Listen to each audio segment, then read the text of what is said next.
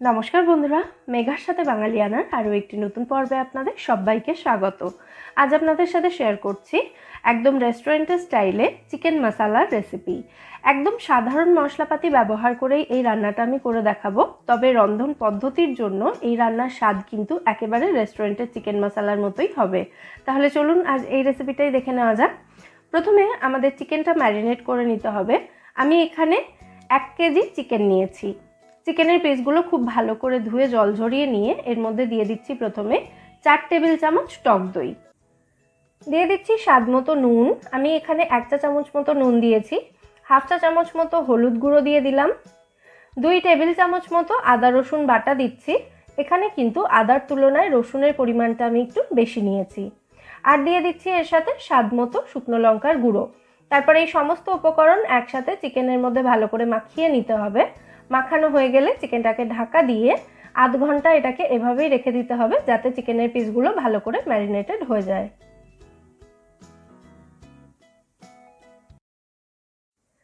আধ ঘন্টা পর এবার আমি রান্নাটা শুরু করছি। তার জন্য একটা কড়াই ভালো করে গরম করে নিয়ে তার মধ্যে 2-3 চামচ মতো তেল দিয়ে দিলাম।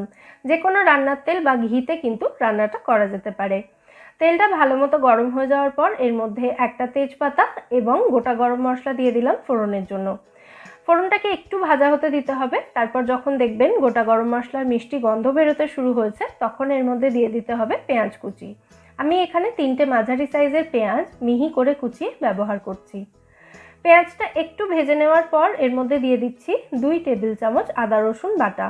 মানে টোটাল রান্নাটায় আমি 4 টেবিল চামচ আদা রসুন বাটা ব্যবহার করছি। 2 টেবিল চামচ আগে চিকেন ম্যারিনেট করার সময় দিয়েছিলাম। এবার এই আদা রসুন পেঁয়াজ একসাথে ততক্ষণ পর্যন্ত ভাজতে হবে যতক্ষণ না এগুলোর কাঁচা গন্ধ চলে গিয়ে এর মধ্যে থেকে সুন্দর গন্ধ বেরোতে শুরু হচ্ছে। 2 থেকে 3 মিনিট এগুলো ভালো করে ভেজে নিতে হবে লো টু মিডিয়াম ফ্লেমে রেখে। আদা রসুন পেঁয়াজের কাঁচা গন্ধ চলে যাওয়ার পর এর মধ্যে আমি দিয়ে দিচ্ছি একটা মাঝারি সাইজের টমেটো এবং 4টে কাঁচা লঙ্কা একসাথে আমি মিক্সিতে পেস্ট করে নিয়েছিলাম, সেই পেস্টটা। তারপর এগুলোকে ভালো করে মিশিয়ে একটু কষিয়ে নেব। কষানোর সময় এর মধ্যে দিয়ে দিচ্ছি আমি স্বাদ মতো নুন। নুনটা চাইলে আপনারা পরেও মেশাতে পারেন। 1/2 চা চামচ মতো হলুদ গুঁড়ো দিলাম। জিরে গুঁড়ো 1/2 চা চামচ দিলাম। ধনে গুঁড়ো দিয়ে দিচ্ছি 1/2 চা চামচ মতো। আর কাশ্মীরি লঙ্কা গুঁড়ো দিচ্ছি 1 চা চামচ মতো। এটা সুন্দর রঙের জন্য আমি ব্যবহার করলাম। সমস্ত উপকরণ ভালো করে মিশিয়ে মশলাটাকে খুব ভালো করে কষিয়ে নিতে হবে। আর এই মশলাটা যতক্ষণে কষানো হচ্ছে ততক্ষণে অন্য একটা পাত্রে আমি ম্যারিনেট করে রাখা চিকেনটা ফ্রাই করে নেব। চিকেনটা ভাজার জন্য একটা ফ্রাইং প্যানে আমি 2 টেবিল চামচ তেল ভালো করে গরম করে নিয়ে এই ফ্রাইং প্যানের মধ্যে চিকেনের পিসগুলো এভাবে পাশাপাশি সাজিয়ে দিয়ে দিচ্ছি।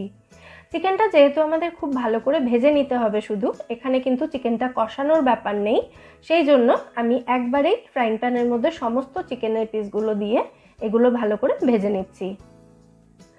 এবার মিডিয়াম টু হাই ফ্লেমে রেখে প্রত্যেক 1.5 থেকে 2 মিনিট অন্তর অন্তর চিকেনের পিসগুলো উল্টে দিয়ে দিয়ে চারিদিক থেকে এগুলো সুন্দর কালার আসা পর্যন্ত ভেজে নিতে হবে। চিকেনের গায়ে যে মশলাটা লেগে আছে, মশলাটা পুরোপুরি শুকিয়ে যাওয়া পর্যন্ত চিকেনটা ভালো করে ভেজে নিতে হবে।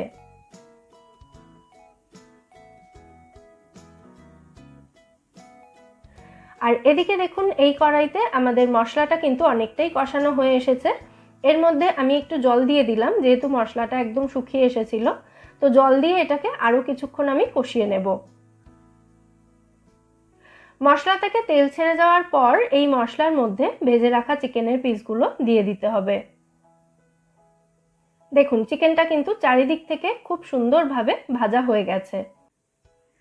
এবারে এই ভেজে রাখা চিকেনের পিসগুলো মশলার সাথে খুব ভালো করে মিশিয়ে চিকেনটাকে কষিয়ে নিতে হবে 5 মিনিট মতো। আর এই সময় গ্যাসের ফ্লেমটা একদম লো রাখতে হবে। চিকেনটা ভালো করে মিশিয়ে নেওয়ার পর কড়াইটা আমি ঢাকা দিয়ে দিলাম এবং গ্যাসের ফ্লেমটা কিন্তু একদম লো করে দিয়েছি।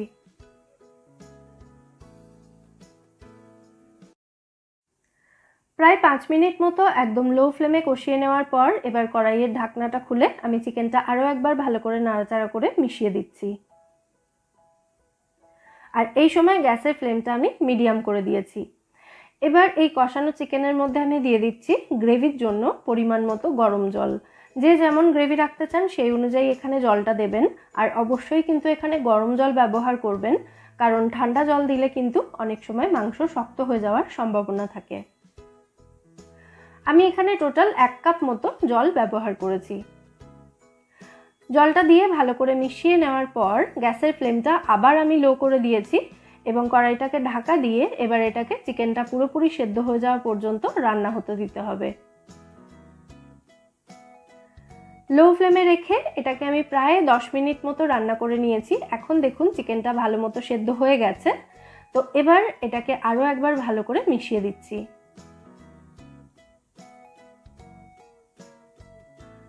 চিকেন হাড় থেকে ছাড়তে শুরু করেছে, দেখতেই পাচ্ছেন। গ্রেভির কালারটা দেখুন কি দুর্দান্ত এসেছে। এবার এর মধ্যে আমি 1/2 চা চামচ মতো গরম মশলা গুঁড়ো দিয়ে দিলাম, 1 চা চামচ মতো কাসুরি মেথি হাতের মধ্যে এভাবে ঘষে, মানে হাতের তালুতে এভাবে ঘষে কাসুরি মেথিটা দিয়ে দিচ্ছি। এতে কাসুরি মেথির ফ্লেভারটা কিন্তু খুব ভালো আসে। তারপর আবার ভালো করে মিশিয়ে দিচ্ছি সমস্ত উপকরণ একসঙ্গে। আমাদের রান্না কিন্তু এখানে অলমোস্ট রেডি। এবার সবশেষে এর মধ্যে আমি দিয়ে দিচ্ছি সামান্য একটু চিনি। এতে দই এবং টমেটোর যে টক ভাবটা সেটা কিন্তু ব্যালেন্স হয়ে যাবে। তবে চিনিটা চাইলে আপনারা স্কিপও করতে পারেন। চিনিটা দেওয়ার পর ভালো করে আরেকবার মিশিয়ে দিচ্ছি।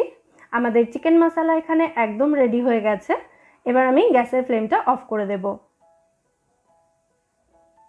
তবে এক্ষুনি এটা আমি সার্ভ করছি না, গ্যাসের ফ্লেমটা অফ করে কড়াইটাকে ঢাকা দিয়ে এটাকে এভাবেই 5 মিনিট মতো স্ট্যান্ডিং টাইমে রেখে তারপর সার্ভ করব চিকেন মশলা।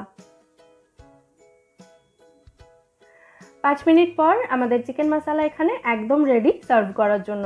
গরম গরম রুটি, পরোটা, ফ্রাইড রাইস, পোলাও যে কোনো কিছুর সাথে, এমনকি সাদা ভাতের সাথেও খেতে কিন্তু এটা দুর্দান্ত লাগে। অবশ্যই রেসিপিটা বাড়িতে ট্রাই করে আমায় জানাবেন এই রেসিপিটা আপনাদের কেমন লাগলো। রেসিপি ভালো লাগলে ভিডিওটাকে বরাবরের মতো একটা লাইক এবং শেয়ার করার অনুরোধ রইল। ফিরে আসবো নতুন কোনো রেসিপি নিয়ে। সবাই সুস্থ থাকবেন, ভালো থাকবেন এবং সবাইকে খুব ভালো রাখবেন।